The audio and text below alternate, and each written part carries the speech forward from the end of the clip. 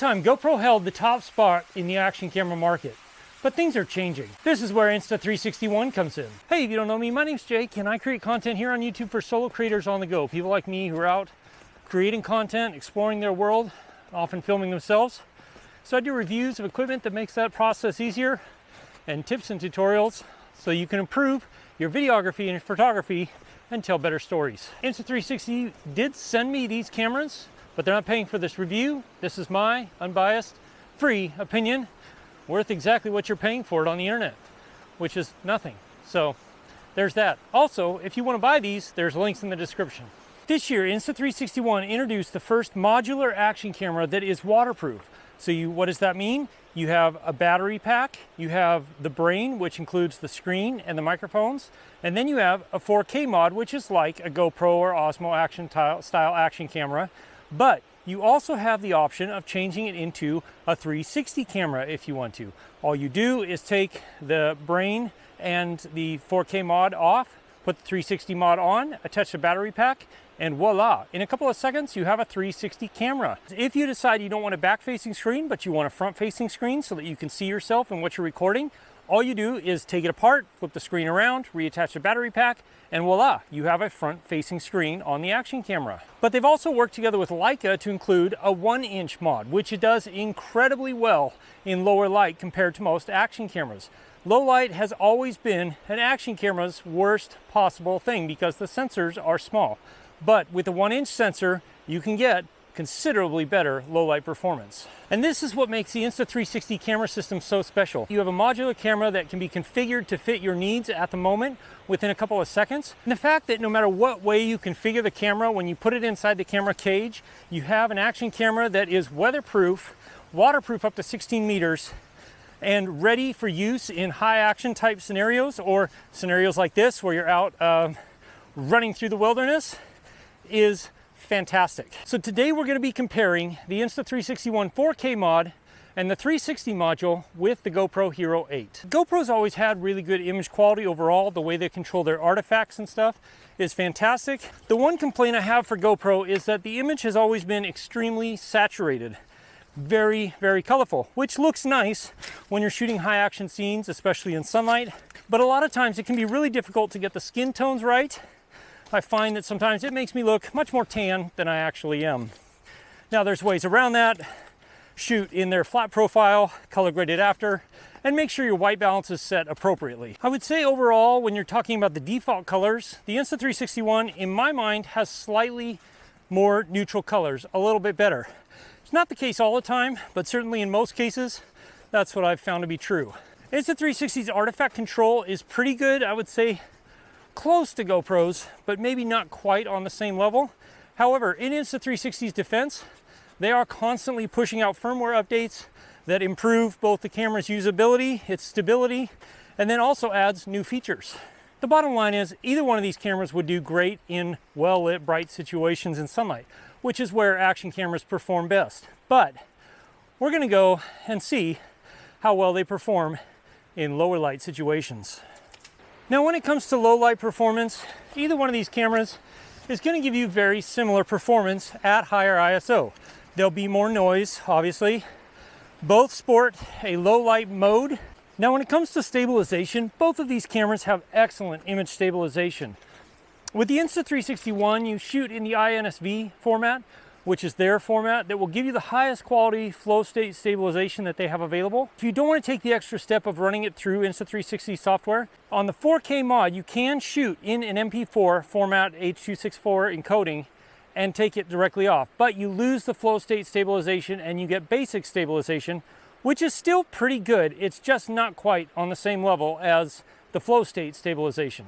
Now, when it comes to stabilization in low light, both of these cameras will start to struggle. However, Insta360 ONE has built in a flow state stabilization algorithm specifically for low light or indoor shooting. It comes at an expense of you push the ISO higher, but you also have a way of dealing with that noise because in the desktop studio program, there's a way when you go to export, you can use noise reduction algorithm that Insta360 is built in. So you end up with actually a pretty decent usable image in very low light. Now what about audio quality? One thing I appreciate about Insta360 ONE is for $10 you can buy an external microphone adapter and plug something like the Rode Wireless Go in, which is what I'm using right now. Whereas with GoPro, if you want to put an external microphone on it, you have to buy an $80 mod to be able to plug any external microphones in. But I will say that the mic adapter requires a fairly hot output from your microphone. So if you're using something like the Rode Video Micro, it doesn't work as well. I've got my Rode Wireless Go, which works great, turned up to the max output volume, and that seems to be what the Insta360 ONE camera wants to see coming in as an input. But what about the on-built microphones? How's the audio? I got a small river over there. You can see over there. And always curious to see how focused the audio gets. GoPro has done a pretty good job on the GoPro Hero 8 because that's the front-facing microphone. Right now I've got the Insta360 ONE with the 1-inch, but I have the control module flipped so I can see the screen. And I'm curious to see how they handled that particular part of the microphone. The workflow with Insta360 ONE is very different in that you can choose what kind of audio processing you want to use after the fact, which is kind of nice because you can play around and see what brings your voice out or brings the sound out that you want the most after you've gotten everything done recording. Whereas with GoPro, you set it and then it's baked into the file. How's that look? Better? How's that look? Better? How's that look? Better? How's that look? Better? Going for the most focused, natural sound built into the camera, I would probably give the slight edge to the GoPro. However, going for the most amount of options and ability to deal with noise in post, Insta360 ONE definitely wins on that, hands down. Now for the user interface, both of these cameras are controlled by an app or a touchscreen. Both of them have good touchscreens. GoPro's is quite a bit larger and maybe slightly easier to use just because it's larger. However, both of them will have problems if they have water spots on them because the screen has a difficult time telling what's water and what's your fingers. But the apps for both of these cameras are also excellent. In the past, I've had real struggles connecting my GoPro to the app consistently. That seems to have been ironed out in the most recent firmware. Every time I've been using Insta360 cameras and the app to control the cameras, it has connected every time without fail within a couple of seconds. I've never had an issue with it.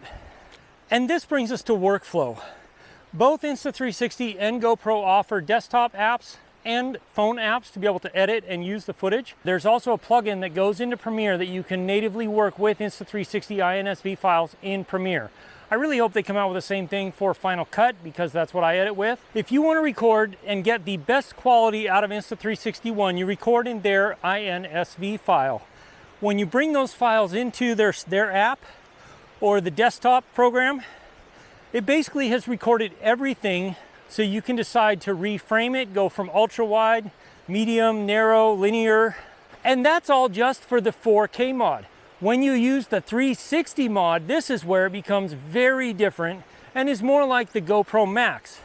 When you shoot with a 360 mod, you shoot at 5.7K, which is the maximum quality you can get, but then in post, you have filmed everything around you. And this is the power of shooting with the Insta360 ONE 360 module. Is not only can you do these shots like the tiny planets and things like that, ultra wide screen, cinescope looking things, and you can of course do 360 video, but because you've captured a 360 degree video of everything going on around you, you know that you can frame exactly what you wanted to capture in the moment you wanted to capture it. So you don't have to worry about holding the camera pointing the correct direction. So you don't have to worry about missing a shot when you're doing things over difficult terrain or you're snowboarding or skiing or anything like that, because you know that you can always just reframe it in post. At first I thought I would hate this workflow because of the extra step. However, I've found that as I've used it more and I've gotten more used to it, I actually kind of like it because the ability to reframe a shot, to work with the audio, to deal with the noise before you start editing the clips, and also filter out any clips you decide you definitely don't want to use is really actually pretty nice. And then we need to talk about pricing. For the 4K mod with the brain module and the battery, you're going to spend about $279. Add the 360 module and you're going to spend a little under $500. If you're going to buy a GoPro, you're going to spend around $300, but then to add a 360 capability, you're going to have to spend another $500 for the GoPro Max. Now, yes, you could just buy the GoPro Max for $500 and be done with it because it does shoot in hero mode. And this is one of the things that makes this modular action camera so cool. The fact that you could buy the camera with a 4K mod and have everything you need to just add camera modules to fit your use at any time down the road, and possibly any other modules that Insta360 comes up with down the road, is fantastic, and why I really enjoy using this modular action camera system. It is fantastic for stuff like this. When you're out exploring your world and everything is not perfect, but you need great footage that comes in really stable with good audio performance, this is great. If you want to get the most out of your action cameras, put together a small playlist right here that'll take you through some of my best settings, how to use them, best uses, etc. Click there. I'll see you in one of those videos. As always, if you have questions, ask them in the comments below. I'll do my best to answer them. Cheers!